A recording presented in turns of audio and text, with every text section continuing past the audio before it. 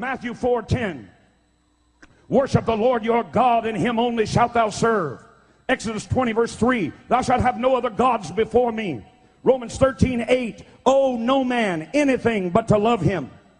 The founding fathers in Article 1 of the United States Constitution wrote, Congress alone shall have the power to coin and regulate money and the value thereof, because only Congress is subject to the vote of the people. Isn't this supposed to be government of the people? By the people? For the people? You know that man can create two things. He can create an immortal being. That's what you do when you have a baby. That baby's going to live forever somewhere. The second thing man can create is money. To create means to make something out of nothing. Now, a lumberman makes lumber out of a tree, so he's not a creator. And then a builder takes those boards and he builds a house, but he's not a creator. At a factory takes metal and glass and rubber and steel and plastic, and they manufacture an automobile. But they made that automobile out of things that were less valuable, that after they work on them, they have more value. Do you understand that? But not so with money. With money, you got a dollar bill? With money, somebody give me a dollar bill. With money, somebody give me a $20 bill. Somebody give me 20. I just need one. I got a 20. Give me something else. What you got? A 1. All right. Did anybody notice that these two pieces of paper are the same size? Do you notice that they have the same amount of ink on them? Do you notice that they're made out of the same virtually worthless stuff? It's paper. Did you get it? It's paper.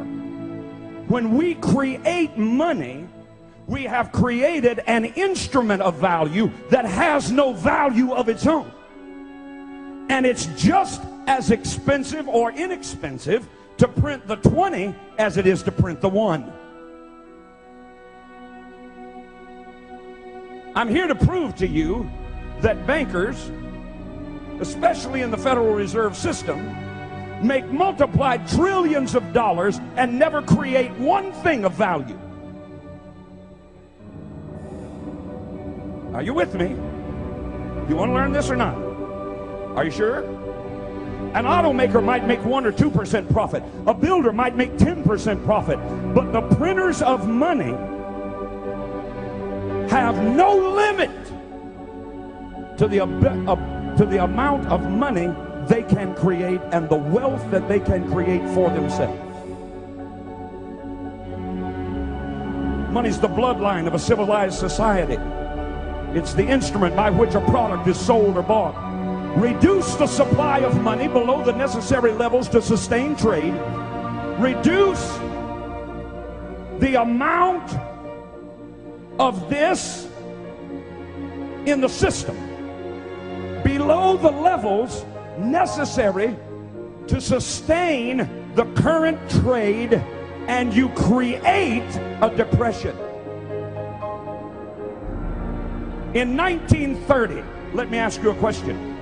Did we not have farms? In 1930, did we not have factories? Did we have the greatest roadway system in the world at that time? Yes. Did we have the greatest communication system in the world at that time? Yes. Did we have the greatest opportunity of trade with oceans on both sides and water systems like the Mississippi River running through the width and breadth of this nation? Did we have ability to move our goods and services? Yes. Did we have transportation and roadways? Yes. What did we not? Did we lack workers? Then what happened? I'll tell you what happened. The bankers decided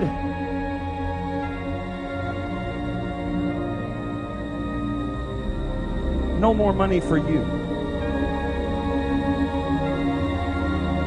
They got out of the stock market. I can give you the family names. They got out of the stock market the year before.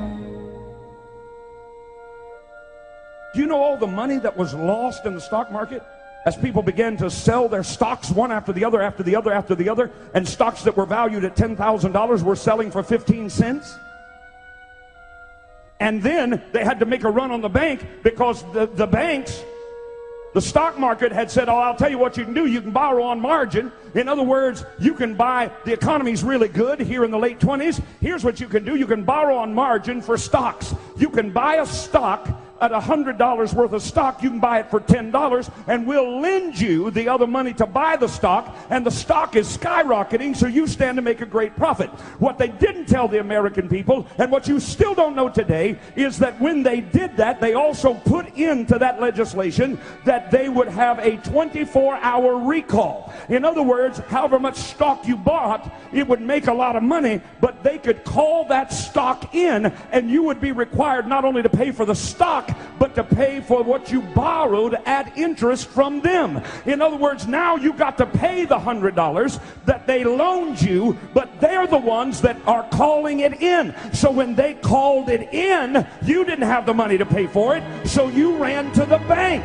But the bank only keeps 20% money on hand. They loan the rest of it out, so only 20% of the people could get any of their money out of the bank. So the banks collapsed, the stock market collapsed, all at the whim of the bankers who decided they wanted to make the money.